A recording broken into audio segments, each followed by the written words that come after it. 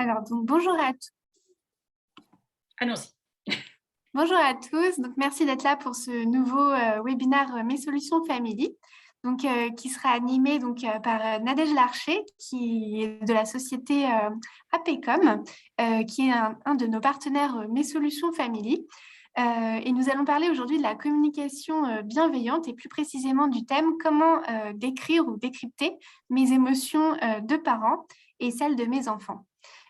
Donc, pour rappel, ce webinaire est enregistré. Donc, c'est pour ça qu'on vous invite à couper votre micro et votre caméra. Et d'ailleurs, je vais faire de même dans quelques minutes.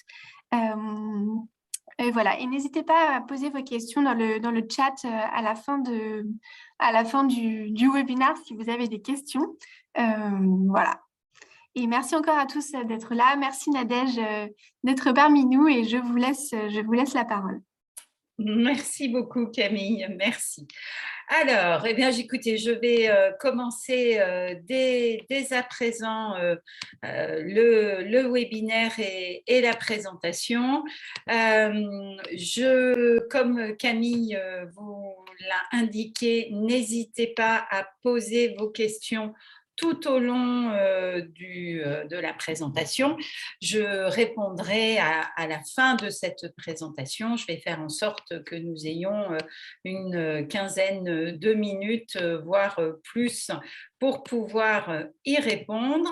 Mais avant, je vais me permettre de faire une introduction rapide sur le thème des émotions, et pour vous permettre d'avoir peut-être un petit peu plus d'éléments et de savoir eh bien, à quoi tout cela consiste.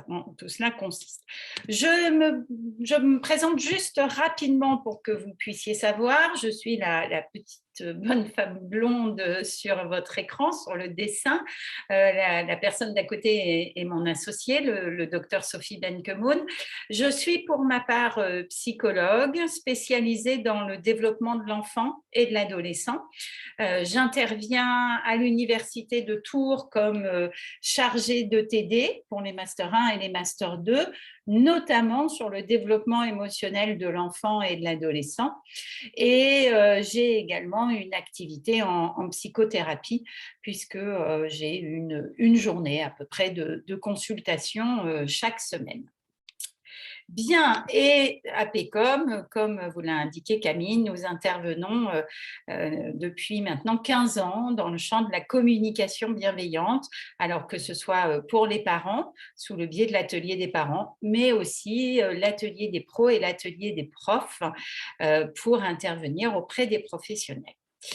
Aujourd'hui, je vais vous parler donc des émotions, nos émotions. On va essayer de les décrypter un petit peu, puis celles de nos enfants. Eh bien, pour introduire le thème, je me propose de partager avec vous cette rapide vidéo.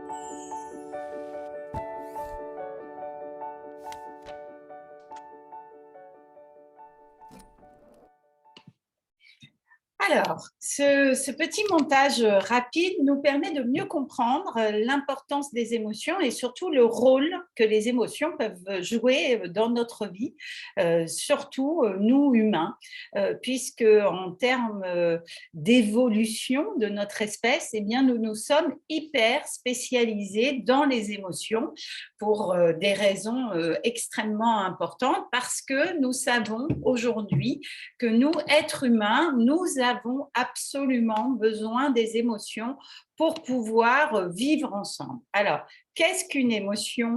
C'est à la fois une réaction psychologique et physiologique.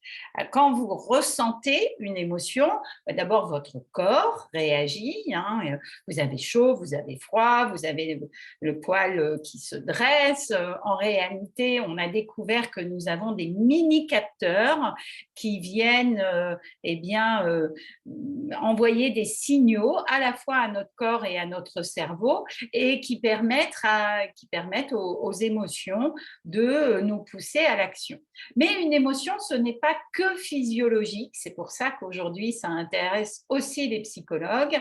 Une émotion, c'est aussi une réaction psychologique. Alors pourquoi c'est aussi psychologique? Parce que si une émotion n'était que physique, nous ne pourrions pas pleurer devant un film ou avoir peur devant un film ou ressentir de l'émotion devant une œuvre d'art, par exemple. Nous aurions seulement des réactions extrêmement physiologiques et ce n'est pas le cas. Une émotion, en réalité, ce que l'on sait aujourd'hui, c'est que les émotions chez nous, êtres humains, eh bien, sont absolument naturelles, spontanées et indispensables à notre vie. Alors, pourquoi elles sont naturelles? Eh bien, parce qu'elles arrivent sans que nous en ayons réellement conscience.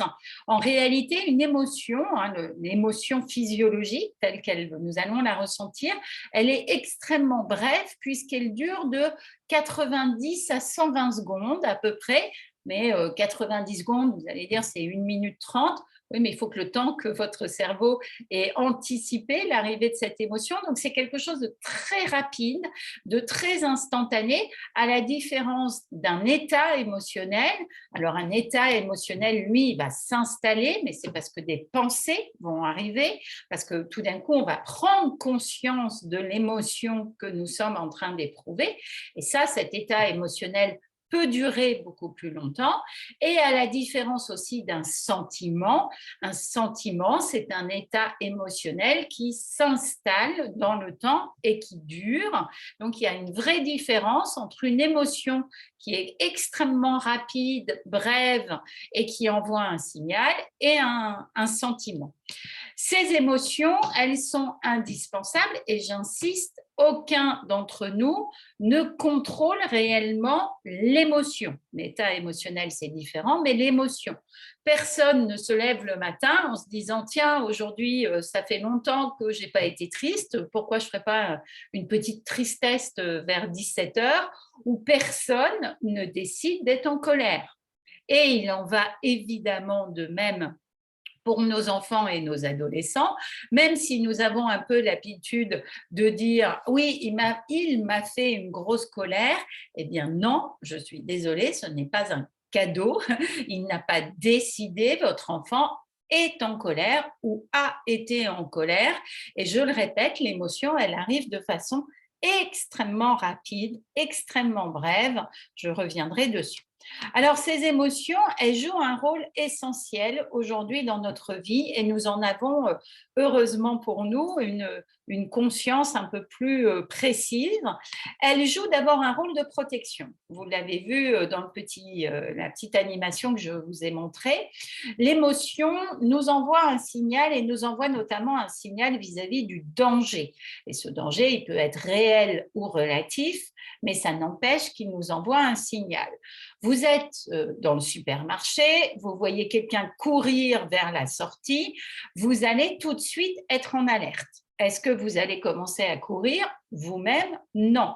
Mais si une deuxième ou une troisième personne se met à courir, vous ne connaîtrez peut-être pas l'origine du danger, mais vous allez, vous aussi, vous diriger vers la sortie, peut-être pas en courant, mais en tout cas, vous le ferez. Donc, l'émotion, elle joue un rôle extrêmement important, notamment la peur, et c'est pour ça que c'est important d'avoir peur. La peur vient dire « attention, danger, il faut te mettre en protection ». Les émotions jouent un deuxième rôle, un rôle très important pour nous, êtres sociaux. Les émotions nous permettent de communiquer. Elles nous permettent même de communiquer extrêmement rapidement, puisque une émotion, eh bien, se lit sur le visage. Nous avons sur notre visage 48 nerfs faciaux. Eh bien, sur ces 48 nerfs faciaux, 36 nous servent à exprimer des émotions. Donc, nous sommes sans arrêt en train d'exprimer des émotions de façon assez inconsciente d'ailleurs, d'où vous savez, à la machine à café le matin, est-ce que, ah bon, tu es vraiment sûr d'aller bien? Parce qu'on a dit oui, oui, ça va bien, et en réalité, ça ne va pas bien. Donc, les émotions jouent un rôle de communication extrêmement important et extrêmement rapide. Elles jouent aussi un rôle très important dans la création. Sans émotion, pas de musique, pas de cinéma, pas d'art, parce que c'est ce qu'on cherche à partager. Devant une peinture, devant un bon film, on partage de l'émotion et on sait aujourd'hui que c'est l'émotion qui nous pousse à aller vers la création. Et puis, il y a un dernier élément que l'on connaissait peu il y a encore une vingtaine d'années. On sait aujourd'hui que les émotions nous servent également à prendre des décisions.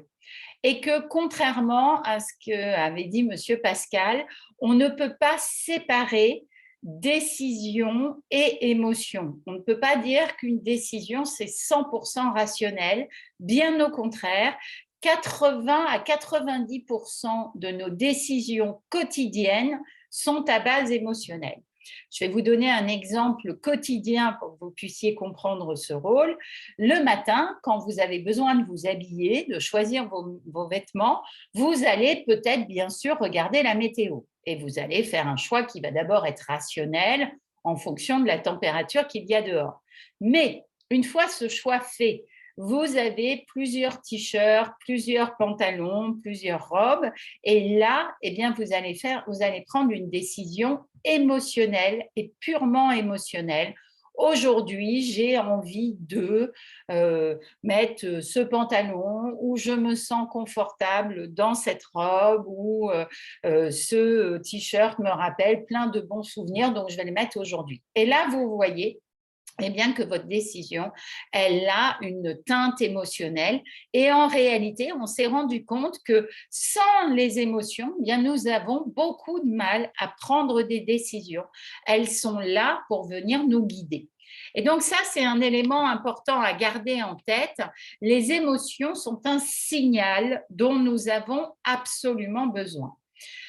Par contre, ces émotions, elles sont de deux sortes. Vous avez des émotions primaires qui vont arriver très, très rapidement dans la vie du bébé humain, avant 12 mois à peu près. Et ces émotions sont dites universelles. La peur, la colère, la tristesse, vous les reconnaissez sur à peu près tous les visages humains. Et je vous invite à aller regarder le dessin animé Vice Versa pour les découvrir. Mais elles sont aussi sociales, ces émotions, et surtout, elles sont le fruit d'un apprentissage culturel. C'est-à-dire que nous éprouvons tous des émotions, nous sommes inscrits pour avoir des émotions, nous sommes programmés, mais évidemment, la façon dont nous allons exprimer ces émotions, la façon dont nous allons nous autoriser à les verbaliser, à les exprimer, la façon dont nous allons réagir, eh bien tout ça, c'est très culturel. Et puis, je vous ai dit qu'il y avait des émotions primaires, il y a aussi des émotions secondaires qui sont des émotions dites sociales, la jalousie, la honte, la gêne. Et ça, ces émotions dites sociales, elles arrivent autour de 18 mois à peu près, elles commencent à se développer et elles sont très, très liées au contexte culturel, linguistique dans lequel nous vivons. Alors, je donne toujours cet exemple. Les Japonais, par exemple, cachent leur bouche avec leurs mains quand ils rient. On pourrait penser qu'ils ne rient pas beaucoup, qu'ils n'osent pas rire à gorge déployée. Mais il faut savoir qu'au Japon, c'est mal poli de montrer vos dents. Donc, quand vous allez rire, eh bien, vous allez cacher vos dents pour ne pas gêner votre interlocuteur. Vous éprouvez de la joie ou de la fierté, hein, comme n'importe quelle personne, mais vous n'allez pas le manifester de la même façon.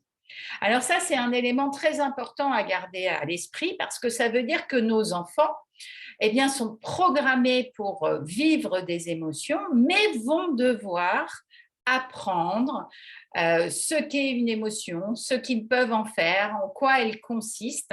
Et ça, c'est un élément vraiment très important. Nous le verrons par la suite parce qu'il y a un vrai apprentissage à faire autour de la question des émotions.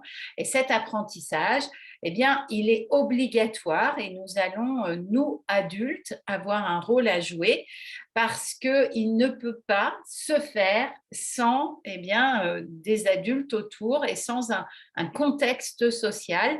Et c'est pour ça que pour nos enfants, ça peut être parfois très compliqué d'intégrer les codes parce qu'il va falloir du temps.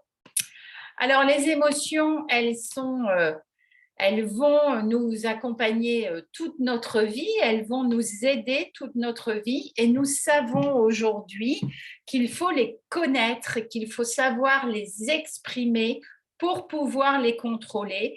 Et la difficulté, c'est que pendant très longtemps, et c'est encore le cas un peu aujourd'hui, mais pendant très longtemps, nous étions dans des cultures de négation ou de refoulement des émotions, hein. Un homme, ça pleure pas, c'est pas beau d'être en colère, regarde, t'es vilaine quand t'es jalouse. Vous voyez, il y avait un jugement moral très très fort, et il existe encore d'ailleurs, mais très très fort sur les émotions. Et donc, on n'apprenait pas aux personnes à connaître leurs émotions et donc à bien les contrôler. Elles étaient plus tues qu'autre chose, ces émotions.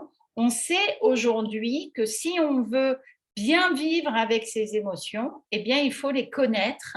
Et d'ailleurs, maintenant, on parle d'un quotient intellectuel qui vient compléter on parle, pardon, d'un quotient émotionnel, un QE, qui vient compléter le fameux QI, donc qui vient expliquer aussi l'intelligence d'un côté émotionnel. Et on se rend compte que ce QE, ce quotient émotionnel, est un très bon élément de développement, de satisfaction personnelle, parce que quand on connaît bien ses émotions, quand on vit bien avec ses émotions, ben on vit mieux tout court.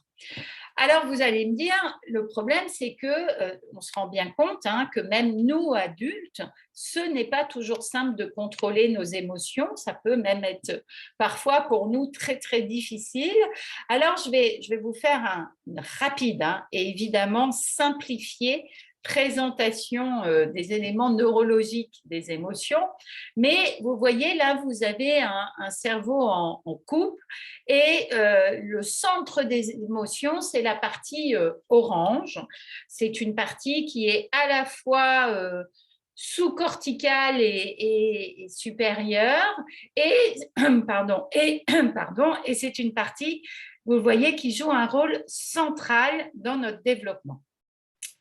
Dans ce cerveau, dans cette partie qui gère les émotions, vous voyez la partie orange, vous avez à la fois une partie qui est liée directement avec la question de la survie, la question des automatismes, ce qu'on pourrait appeler la partie archaïque de notre cerveau.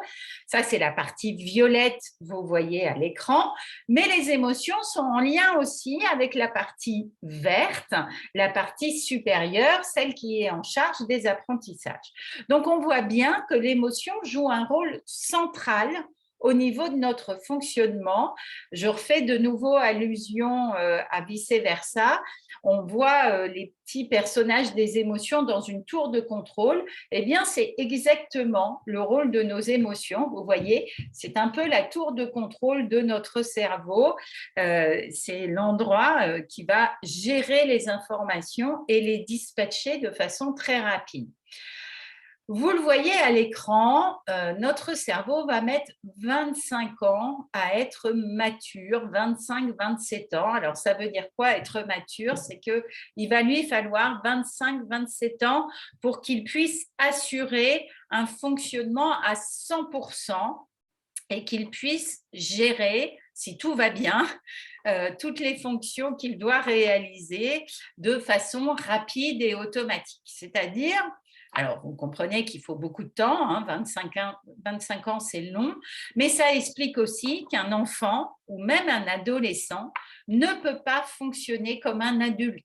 Ils ne sont pas des adultes en miniature, notamment en ce qui concerne les émotions, parce qu'ils n'ont pas les mêmes capacités que nous, adultes, de pouvoir les réguler et il va leur falloir beaucoup de temps. Et en réalité, cette partie orange, elle va être très, très immature jusqu'à au moins 5-6 ans. Et c'est pour ça que l'enfant va vivre ce qu'on appelle des tsunamis émotionnels. Il va vivre des émotions extrêmement fortes, ce qu'on appelle des grosses colères, des tristesses très intenses. Il va se rouler par terre, il va hurler même parfois, parce qu'il est submergé par ses émotions. Autour de 7-8 ans, cette zone orange est connectée à 80, à peu près 80%. Et c'est pour ça que les émotions se calment un petit peu à ce moment-là. Je dis un petit peu, hein, pas complètement, mais c'est ce qu'on a appelé l'âge de raison, sans trop savoir pourquoi. Mais vous voyez à l'écran que cette zone, en réalité, elle est mature à 17 ans. Alors, pourquoi? Parce que l'adolescence passe par là, et notamment la puberté. Et au moment de la puberté, 12, 13, 14 ans, eh bien, cette zone émotionnelle se désorganise complètement. Elle est suractivée par les hormones. Et en réalité, à ce moment-là, notre adolescent va vivre des tempêtes émotionnelles très, très importantes. Si vous avez des ados à la maison, je pense que vous savez de quoi je parle. Et il va falloir attendre en réalité 17-18 ans pour qu'on puisse vraiment commencer à parler d'une maturité émotionnelle. Donc, vous voyez qu'il faut beaucoup de temps et puis de toute façon, il faut toute une vie pour vraiment acquérir une maturité émotionnelle. Je ne suis même pas sûre qu'on y arrive d'ailleurs. Mais en tout cas, nos enfants et nos adolescents n'en sont pas capables.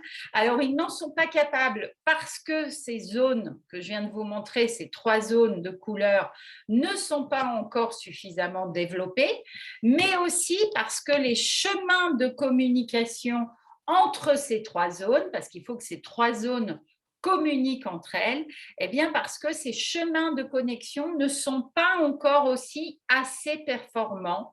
Et ça, c'est la difficulté, c'est qu'en réalité, dans le cerveau, vous savez peut-être, nous avons des connexions synaptiques. Et ces connexions synaptiques, c'est un peu comme des routes entre nos différents neurones. Eh bien, contrairement à ce que nous avons cru pendant très longtemps, l'enfant a beaucoup plus de connexions que l'adulte, vous le voyez, hein, 1 million de plus, mais par contre, ces connexions sont toutes petites. Elles ne sont pas très rapides.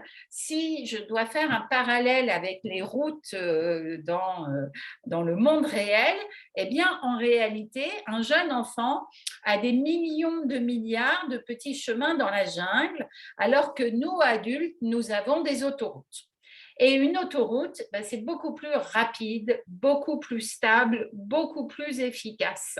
Et c'est pour ça que nous, adultes, nous contrôlons en apparence mieux nos émotions, et ce n'est pas toujours le cas, hein, mais nous les contrôlons mieux parce que la route entre, je reviens en arrière, mais la route entre notre partie orange et les routes entre notre partie orange et les parties vertes, eh bien, sont beaucoup plus stables, beaucoup plus développées. Nous avons normalement des autoroutes et la partie verte, la partie des apprentissages, eh bien, c'est la partie de notre cerveau qui va venir calmer nos émotions, qui va venir nous aider à mieux comprendre nos états émotionnels. Et vous comprenez maintenant un peu mieux que pour nos enfants et nos adolescents, eh bien, ces routes sont soit vraiment trop petites, soit encore très instables. Et c'est pour ça qu'ils sont submergés par les émotions. Et c'est pour ça qu'on va assister bien à des tsunamis ou à des tempêtes émotionnelles. Il y a un moyen de venir contrebalancer tout ça et puis dont nous avons besoin pour notre vie d'adulte. Eh bien, le moyen de tout ça, on va le voir, c'est la répétition, c'est la modélisation, c'est d'aider nos enfants à connaître leurs émotions pour pouvoir vivre avec. Alors, dans la toute petite enfance, vous voyez, nos enfants vont d'abord diversifier leurs émotions, puis les comprendre et être capables de les exprimer.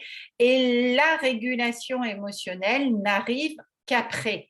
Et c'est ça la difficulté, c'est que nous, parents, nous aimerions qu'ils soient d'emblée capables de contrôler leurs émotions, de se réguler de ce côté-là. Mais on comprend bien sûr que c'est très compliqué, et que il va d'abord leur falloir bien, connaître de quoi ils parlent. Et la maîtrise des émotions, elle va d'abord être extérieure, c'est-à-dire elle va d'abord être faite par l'aide et la présence de l'adulte, par le fait que l'adulte va mettre des mots, va accompagner, et je vais bientôt vous présenter les outils, pour qu'après elle puisse être intériorisée, mais vous comprenez qu'elle va prendre du temps, il va falloir plusieurs années. L'adolescence va un peu redistribuer les cartes, un peu beaucoup même parfois, et donc il va falloir, nous, adultes, s'armer de patience à l'égard de parfois ces manifestations émotionnelles, parce qu'il y a de nombreuses fois où notre enfant ne sera pas en capacité de se contrôler. Ce n'est pas qu'il ne veut pas, c'est que souvent il ne peut pas. Et il y arrivera parfois parce qu'il y aura moins de fatigue, moins de stress, mais ce n'est pas parce qu'il y arrive une fois, deux fois, trois fois qu'il sera capable de le faire toutes les fois. Et c'est la répétition et encore la répétition qui va aider. Bien. Alors, je vous rappelle l'immaturité du cerveau qui est vraiment très importante et qui fait que jusqu'à 3-4 ans, vous pouvez aller jusqu'à 5, l'enfant va vivre ces tsunamis émotionnels et c'est pour ça qu'il va falloir l'accompagner par rapport à ça. Alors, comment l'accompagner ? Vous allez d'abord pouvoir accompagner l'enfant en mettant des mots sur ce qu'il ressent. C'est ce qu'on appelle le miroir émotionnel. C'est la capacité de refléter sans jugement ce que l'enfant est en train d'éprouver. Alors, vous pouvez mettre des mots tels que « je sens que tu es très en colère »,« je te vois énervé », je vois que là, je vois une grande sœur très jalouse de sa petite sœur. Il s'agit simplement, sans jugement, c'est vraiment quelque chose d'important, soit de refléter l'émotion, soit de refléter les faits, soit de refléter le problème. Vous pouvez vous tromper d'émotion ou de problème. Ce n'est pas une difficulté. L'enfant va reformuler. Vous allez lui dire « Ah ben dis donc, j'ai l'impression que tu es bien énervé ». Il va vous dire « Ah non, je ne suis pas énervé, je suis vénère, j'en ai ras-le-bol ». Peu importe. L'essentiel, c'est qu'il mette, lui, des mots ou qu'il entende des mots sur ses émotions, parce que les mots, ils sont dans la partie verte du cerveau que je vous ai présenté tout à l'heure. Et quand on met des mots sur ses émotions, on commence déjà à mieux les contrôler, à les calmer. Donc ça, c'est vraiment un élément important de commencer à verbaliser. Quand les enfants sont petits et que l'émotion est vraiment très intense, qu'ils sont vraiment en train de pleurer, il faut juste attendre. attendre en silence, éventuellement toucher, avec les câlins, en tout cas le fait de les accompagner, parce que de toute façon, ça ne sert à rien de parler, parler, parler et expliquer, c'est souvent notre erreur, mais dans ces moments-là, vous voyez, quand l'enfant vit une émotion très, très intense, ben, il est un peu comme dans le rez-de-chaussée de la maison, de la maison de son cerveau, alors que vous, adultes, comme vous contrôlez vos émotions à ce moment-là, ben vous êtes au premier étage. Mais vous voyez bien que vous ne parlez pas de la même chose et que surtout, l'enfant n'est pas capable de vous entendre. Et ça, c'est vraiment quelque chose de très important, c'est que quand il y a une crise émotionnelle, quand l'émotion est présente, il faut d'abord passer la crise, mettre des mots sur l'émotion, peut-être aller respirer dehors, souffler, avant de revenir expliquer ce qui s'est passé et de mettre une partie raisonnable ou rationnelle dessus. Parce que le problème, c'est que nous, souvent adultes, nous voulons tout de suite mettre du rationnel et des explications dans ce qui est en train de se passer. Et nous avons devant nous un enfant qui n'est tout simplement pas du tout disponible. Donc, nous parlons dans le vide. Et à force de parler dans le vide, eh bien, c'est normal. Nous finissons nous-mêmes par nous énerver, par nous sentir extrêmement frustrés de la situation. Et c'est là où nous avons tendance à descendre nous-mêmes dans le rez-de-chaussée de notre maison et les choses se terminent souvent assez mal à ce moment-là. Donc ça, c'est un élément important, c'est d'entendre que toutes les émotions sont légitimes. Il n'y a pas de bonnes ou de mauvaises émotions. Nous avons besoin de toutes les émotions. La colère, notamment, est une émotion très importante parce que c'est une émotion d'action. La colère, elle vient nous dire qu'il y a un obstacle entre nous et notre bien-être, entre nous et nos besoins, et elle nous pousse à essayer d'agir. On n'agit pas toujours, mais en tout cas, elle nous pousse à agir. La jalousie est une émotion qui est importante aussi parce qu'elle vient dire qu'il nous manque quelque chose socialement, que nous aimerions avoir plus d'amour ou plus d'attention. Donc, tous ces éléments, tous ces signaux sont des éléments extrêmement importants. Par contre, vous l'aurez compris, si toutes les émotions sont légitimes, tous les comportements ne sont pas acceptables. Nous avons le droit d'être en colère, mais nous n'avons pas le droit de frapper. Nous avons le droit d'être jaloux, mais nous n'avons pas le droit de détruire, par exemple, les biens de notre frère ou de notre sœur. Donc, c'est dans nos comportements qu'il va falloir mettre des limites. C'est dans nos comportements émotionnels qu'il va falloir mettre de l'apprentissage. Et je vous rappelle ce que je vous ai expliqué il y a quelques minutes. Savoir quel comportement adopter, eh bien, ça dépend de la culture, de la famille, de l'époque dans laquelle je vis. Donc, ça fait partie d'un apprentissage. Nos enfants ont besoin que nous leur apprenions eh bien, quel comportement est valorisé et accepté et celui qu'il faut éviter. Spontanément, ils vont adopter des comportements dits archaïques, des comportements primitifs, frapper, courir, mordre, parce que c'est inscrit à l'arrière de notre cerveau. C'est ce qui nous a permis de survivre, c'est ce qui peut encore nous permettre de survivre. Donc, spontanément, le jeune enfant va aller vers ce genre de comportement.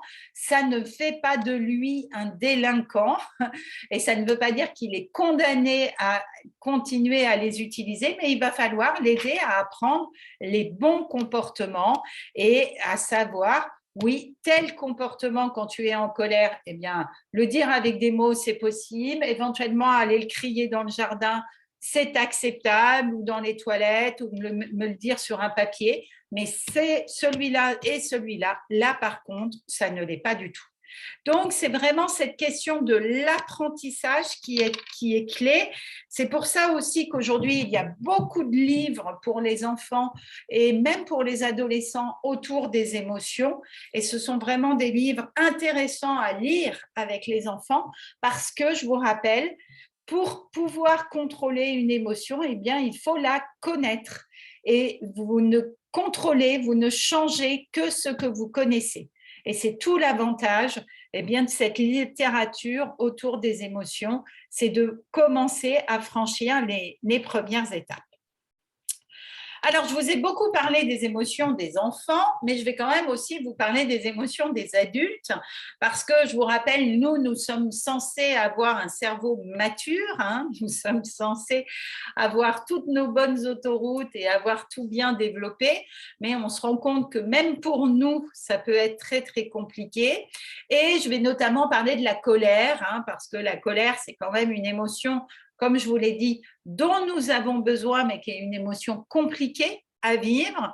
Et si on prend une échelle de 0 à 10 de la colère, eh bien, il y a un niveau de colère, on va dire 7, ça peut être 6, ça peut être 8 en fonction des personnes, mais il y a un niveau de colère que nous ne pouvons plus contrôler. Et dans ces moments-là, le risque, c'est vraiment qu'il y ait des couteaux qui sortent de notre bouche. Et il faut entendre que nous, adultes, nous montrer intelligents face à la colère, eh bien, c'est parfois savoir nous taire. Voilà, parce que quand on approche une colère trop intense, eh bien, ça devient dangereux pour tout le monde. Et c'est vrai qu'on en reparlera quand on aura le webinaire sur l'autorité, mais c'est vrai que dans ces moments-là, on a tendance à vouloir faire preuve d'autorité, de vouloir s'imposer et de se dire c'est pas moi qui vais céder, c'est moi qui vais avoir le dernier mot, mais à quel prix, hein, à quel prix? Parce que, attention, je le répète, mais nous pensons toujours plus fort que la colère et il y a toujours un moment où elle nous déborde. Alors, pour éviter qu'elle nous déborde, voilà des petits dés à partager. Il ne faut pas hésiter à respirer, ça c'est vraiment un élément très très important. Savoir déléguer quand on peut, quand on sent que la colère monte, quand on sent qu'elle va nous submerger, c'est voilà, et qu'on a la chance d'avoir quelqu'un à côté de nous, un conjoint, peut-être un grand frère, c'est de savoir dire, eh bien écoute, pour l'instant, gère, parce que si je reste, des couteaux vont sortir de ma bouche. Savoir différer, alors savoir différer, ça c'est très important, notamment avec les ados. Il vient de se passer quelque chose qui ne vous plaît pas, qui pose problème, mais vous n'êtes pas disponible pour une discussion et votre ado ne l'est pas. Il vaut mieux dire, pour l'instant, on se sépare, on n'en parle pas, tu y réfléchis, moi aussi, et quand tout le monde est calmé, on va en discuter. C'est ce qui permet de poser un dialogue beaucoup plus maîtrisé par rapport à ça, et puis aussi de ne pas rentrer dans des menaces, dans des punitions extrêmes qu'on regrette après parce qu'on est allé trop loin. Et puis, on peut aussi décompter dans sa tête, alors par de 5 ou de 50 ou de 100, histoire de se calmer avant, avant d'avoir une discussion. Il y a 2 éléments que je voudrais partager sur la colère avec vous avant de répondre à vos différentes questions. Le premier élément, c'est d'entendre que la colère est ce qu'on appelle une émotion écran. C'est-à-dire que très souvent, derrière la colère, il y a une autre émotion, mais une émotion qui est peut-être moins facile à vivre ou à choisir. Je vais vous donner 2 exemples pour illustrer mon propos. Vous êtes au supermarché et vous perdez votre enfant. Vous vous mettez à le chercher partout, vous finissez par le retrouver et là, vous l'attrapez en mode « mais je suis en colère, t'es parti, t'es encore parti » et évidemment, vous êtes très, très en colère. Mais avant la colère, il y a eu une autre émotion, en réalité, une émotion encore plus forte, mais qui, elle, va nous paralyser. Avant la colère, il y a eu la peur. Et c'est parce que cette émotion est compliquée à vivre que nous avons tendance à sélectionner, vous comprenez, de façon un peu automatique, la colère. Mais imaginez que quand vous récupérez votre enfant, au lieu de lui crier dessus de colère, vous lui dites « j'ai eu peur, mais tu ne sais pas à quel point j'ai eu peur ». eh bien, vous entendez, le discours est totalement différent. Les choses permettent à l'enfant d'être beaucoup plus dans l'empathie parce que, évidemment, dans la première solution de la colère, il se prend votre colère dans la figure alors que la peur est quelque chose qu'on partage plus. Je donne un autre exemple. C'est la même chose si vous êtes à table, dîner de famille, et puis vos enfants font des bêtises. Et là, vous commencez à les regarder une fois, deux fois, et puis la troisième fois, vous explosez de colère. En réalité, avant la colère, il y a eu une autre émotion, mais qui est très compliquée à vivre, qui est la honte. La honte ou la gêne. Et voilà, et c'est pour ça que la colère va se mettre en place. Mais imaginez qu'avant de vous mettre en colère, vous regardiez vos enfants en leur disant, là, vous commencez vraiment à me faire honte, donc il va falloir arrêter. Ou vous leur dites dans la cuisine discrètement. Mais vous comprenez que le message n'est pas le même. Donc ça, c'est un élément important. Ne pas oublier que la colère est une émotion écran et que très souvent, il y a quelque chose derrière et que c'est intéressant de se poser la question.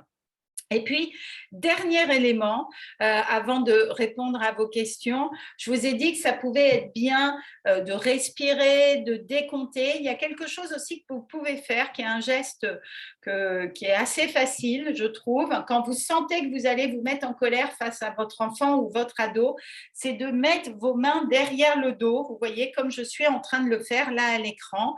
Alors, il y a 3 avantages à faire ce geste et à vous entraîner à faire ce geste. Le premier, c'est que quand vous mettez les mains derrière le dos, vous ouvrez votre cage thoracique et donc vous respirez. Et quand on respire, on contrôle un peu mieux sa colère. Le deuxième avantage, c'est en faisant ça, vous aurez tendance à reculer. Et comme vous reculez, vous menacez moins l'enfant et l'adolescent.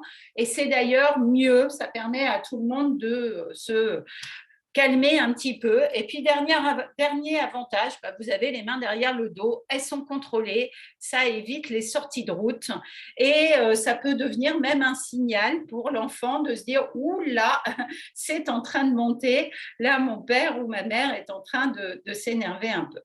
Voilà, en tout cas, le message que je voulais vous passer, c'est que nous allons tous, enfants, ados et adultes, vivre avec nos émotions. C'est un apprentissage.